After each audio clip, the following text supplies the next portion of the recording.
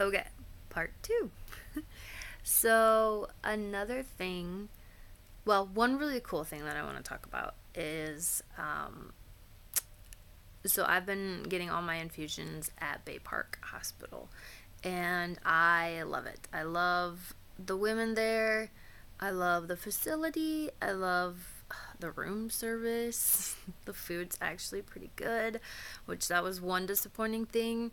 The nurses told me that the pizza was not good, and I believe them. And then the last time I was there, I was like, you know what, I'm just gonna get it because pizza sounds good, and so I'm gonna try it. And it was amazing. It had so many toppings, and so I was kind of excited to get it for this last round of chemo, and now I'm not having it, and I'll never get the pizza again, hopefully. So that's really disappointing. But anyway, so Bay Park, so I went in whatever day, and so after Dr. Walter called off the last round of chemo, I had made a cake for the girls because I always make them something like the first day of chemo. And so I had already made it, and we were planning to go there anyway. So we walk up, and they were all excited because no more chemo and everything. And I had told Jordan, I was like, man, it's kind of disappointing because, like, on your last day of chemo, you get to, like, ring this bell, and that's, like, your last day of chemo, ring the bell, you're done, yay, and everyone, like, claps and cheers, and it's, like, this whole big, like, thing, procession kind of thing, at least from what I've seen in the videos. So I was like, I'm kind of disappointed because I won't get to ring the bell, you know, blah, blah, blah. So I go up there, and they're like, hey, do you want to ring the bell? So we got a video of Grayson ringing the bell with me, and so that was kind of cool.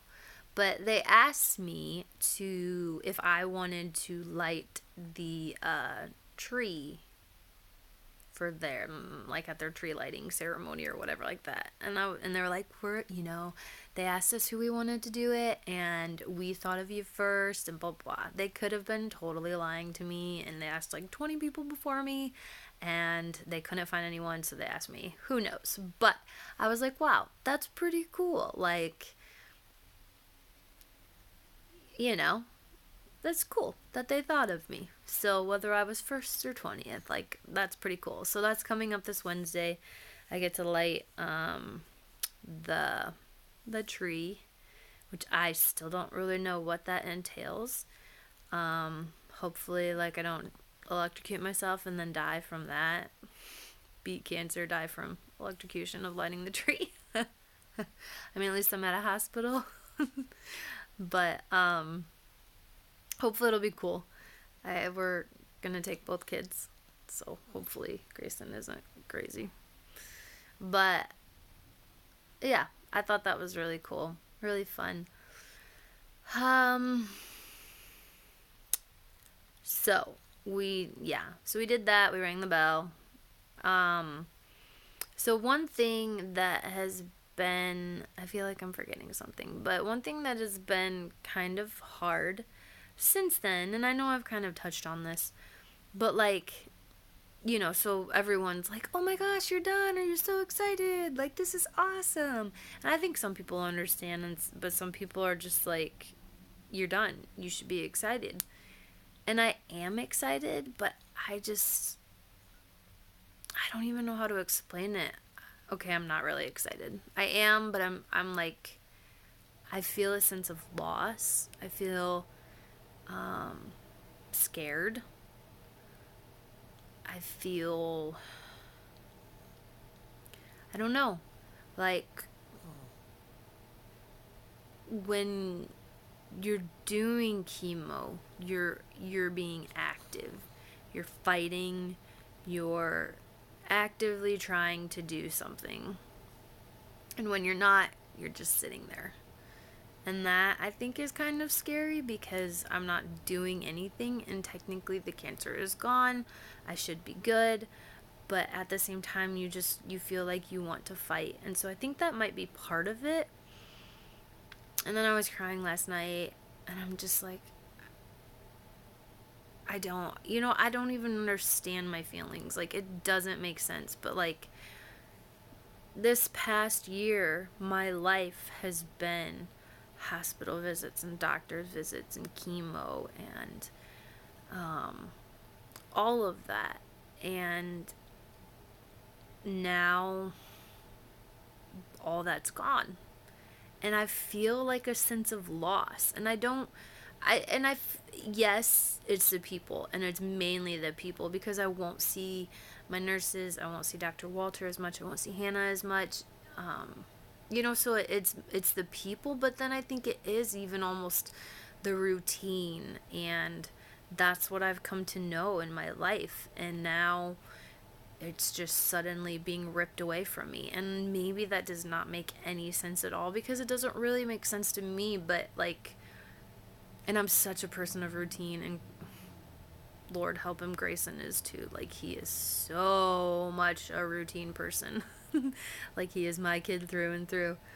But like, I've had that routine every 3 weeks. I go see Dr. Walter. I have chemo. I do this. I get sick. I get better. We do this. We have port draws. Like, and then it's just gone. And like, what do you do with your life? How do you pick everything back up and start over? And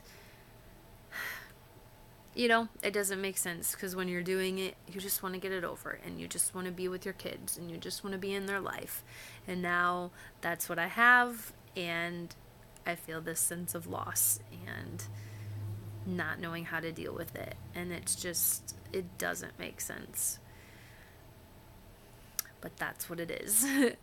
And then also, like, I have this PET scan on Monday, and I don't know, I wasn't worried about it, and then I've just started to be really worried about it. Like, there's no reason why I should be. Like, they got all the cancer, but then at the same time, I didn't have cancer before and I got it. So it's like, you just worry about it. And people are like, oh, so you're done with chemo? And like, my initial reaction is always like, yeah, for now, because I just assume it'll come back, and not in like a woe is me or it's just, yeah, I'm done for now till it comes back. Like, it's just, I don't know, it's definitely a mental game, and I don't think anyone could really understand it that hasn't been here, because I don't even ever understand it, and I am here. But yeah, so just mentally, it's been hard, and I am terrified of being alone with my kids, because I don't have the energy, and my body hurts, and I'm exhausted all the time. My husband is amazing. He stays up late with Ashton every night, feeds him at like 10 or 11, goes to bed, gets up with him in the middle of the night for this one feeding, feeds him, and I just like sleep through it almost every single night because I take some drugs to help me sleep. And he doesn't complain. And like, I get probably 8 hours of sleep almost every night, and I wake up exhausted. Like, my brother-in-law came over today, and he's like, how are you doing? And I'm like, good. And he's like, you look sad. And I'm like, I'm exhausted. Like, my eyes are like puffy and red because I'm like tired. I'm just tired, and I should not be because I get enough sleep, but I'm exhausted. And so just like the thought of taking care of my kids and being this tired and my hands and feet hurting is just scary. And yeah, so lots of feelings going through my head for the future, but for now, I am done with chemo. I have the PET scan on Monday. I will, if everything is clear, I will get my port out before the end of the year to get it on this year for insurance covered since we've paid enough. So I'll get my port out, and then I'll have a follow-up visit with Dr. Walter right after that, just to make sure everything is okay. And then I will see him every 3 months for a while. And then we'll have another PET scan in like March or April to make sure that everything's okay. So that's like the short-term plan. PET scan, port out, another PET scan in like 4 months or whatever, 4 or 5 months. Yeah. Keep watching these boys grow up and living our best life. So we got our tree today, and we're gonna decorate, and I'm excited for the holidays. I'm excited to be with family and not be sick. Yeah. And I'm just gonna eat cookies, and then when the new year starts, I'm gonna get on it. But yeah, so I love you all. Pray for my hands and feet for my PET scan, and I will let you know how everything goes.